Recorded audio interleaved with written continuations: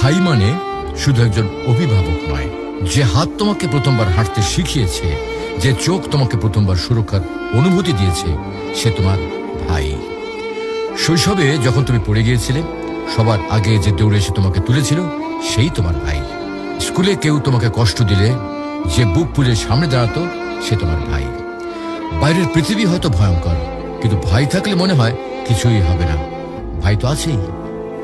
ভাই কখনো প্রকাশ করে না, কিন্তু সে তোমার জন্য নিজের আনন্দ ত্যাগ করে, নিজের কষ্ট গোপন করে।